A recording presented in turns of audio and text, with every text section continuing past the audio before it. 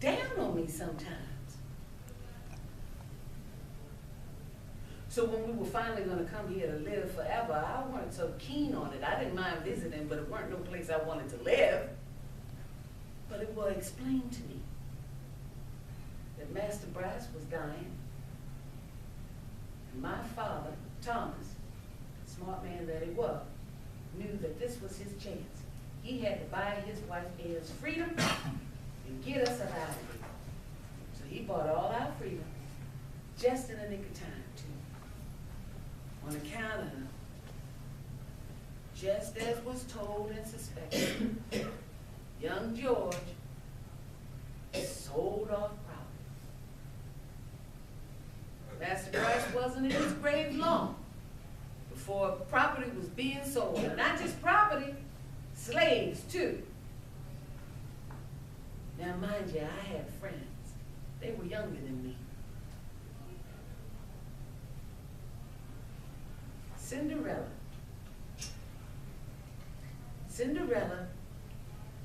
fell in love with Abram Brogdon. He was from Baltimore, but he worked the land, see. He was free, so he hired himself out. Cinderella, well, she was a slave there. But I told you, Master Bryce was mighty liberal. They courted, they held hands everywhere they went, through paths of woods, along the streams, and everything. Why, it was something to see. Abram asked if she would marry him. They could jump the broom.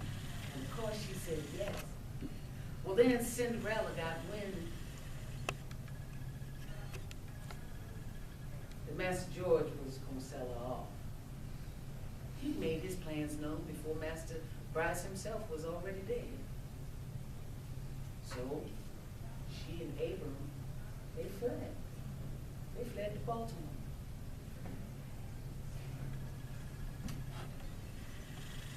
They were caught.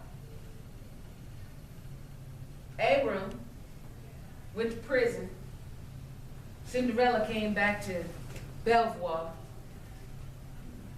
But before she could even be sold off, she was dead. Young, beautiful, in love. Dead. Just dead. Happened to her. There were whispers about the overseer. I think she may have taken her own life. She might have. I mean, what was the future for her? With the man that she loved in prison?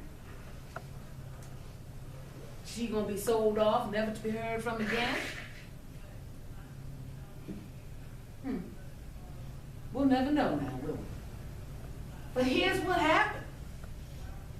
It was unthinkable.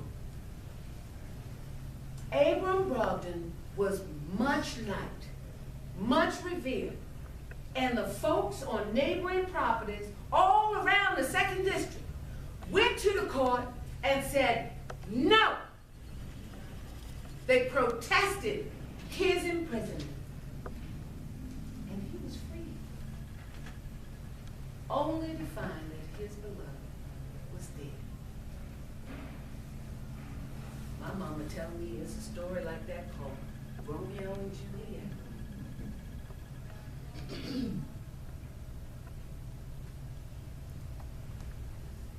But I'm in Annapolis now.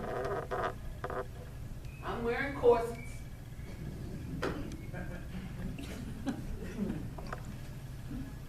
I'm trying to fit in. I found some old shoes in the closet and everybody keeps staring at them like, this ain't it. So I pull my petticoats down and try to hide them.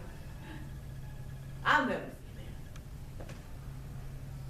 It's all right. I got my own children. I got a fine husband named George. He loved me just the way I am. And I lumber. But I'm a good cook and I can skin a hair faster than anybody in here. And folks think, these silly folks, they don't want to see the skinning, but they don't mind eating. Thank you for your time.